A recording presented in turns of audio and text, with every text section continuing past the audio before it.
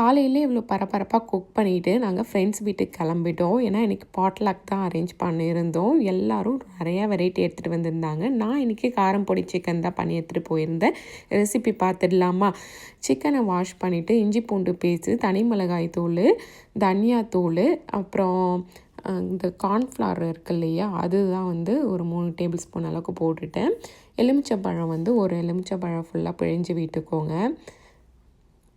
இதை நல்லா மிக்ஸ் பண்ணிவிட்டு இப்போ இதை ஷாலோ ஃப்ரை தான் பண்ணி எடுத்துக்க போகிறோம். இப்போ ஒரு பேனில் எண்ணெய் விட்டுட்டு இதை ஒவ்வொரு சிக்கனாக கொஞ்சம் கொஞ்சமாக ஆட் பண்ணிவிட்டு ஷாலோ ஃப்ரை பண்ணி எடுத்துக்கோங்க. டீப் ஃப்ரை பண்ணுறதா இருந்தாலும் பண்ணிக்கலாம், இது நம்மளோட விருப்பம் தான். பட் ஷாலோ ஃப்ரை பண்ணாலே இந்த ரெசிபிக்கு ஓகேவானது தான். இப்போ எல்லா சிக்கனையும் பார்த்திங்கன்னா ஷாலோ ஃப்ரை பண்ணி எடுத்துட்டேன். நெக்ஸ்ட்டு ஒரு கடாயில் நல்லெண்ணெய் வந்து 2 டேபிள் ஸ்பூன் அளவுக்கு ஊற்றிட்டேன். 2 வெங்காயம் பொடி பொடியாக கட் பண்ணி எடுத்துட்டேன். இப்போ 2 வெங்காயத்தையும் வந்து ஆட் பண்ணிடலாம். இது கூடவே பார்த்திங்கன்னா சில்லி இருக்கு இல்லையா, அது வந்து 2 வந்து பொடி பொடியாக கட் பண்ணி சேர்த்துக்கோங்க. அப்புறம் ஒரு கை நிறைய கருவேப்பிலை இலை. இது வெங்காயம் வந்து நல்லா வதங்கணும்.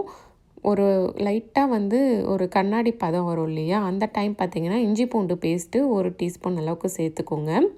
இஞ்சி பூண்டு பேஸ்ட் ரொம்ப வேணாம், ஏன்னா ஆல்ரெடி சிக்கன்லேயே நம்ம சேர்த்துருப்போம். அப்புறம் ஒரு தக்காளி, பெரிய தக்காளியாக பார்த்து சேர்த்துட்டாச்சு. மஞ்சத்தூள் கொஞ்சம் சேர்த்துக்கோங்க.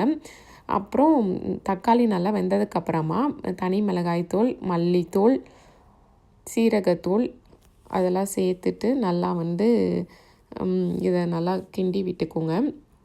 இந்த பொடி எல்லாமே வெந்ததுக்கப்புறம் லைட்டாக தண்ணி சேர்த்துக்கோங்க. தண்ணி சேர்த்து கொஞ்சம் நேரம் வேக வச்சுக்கினிங்கன்னா உங்களுக்கு சூப்பரான அந்த கிரேவி ரெடி. இதில் பார்த்திங்கன்னா நம்ம ஆல்ரெடி ஷாலோ ஃப்ரை பண்ணி வச்சுருக்க சிக்கனை வந்து போட்டாச்சு. இதில் என்ன மிஸ்டேக் ஆகிடுச்சின்னா நிறையா ஆகிடுச்சி சிக்கனு. ஸோ அதனால் நான் கிண்ட முடியல.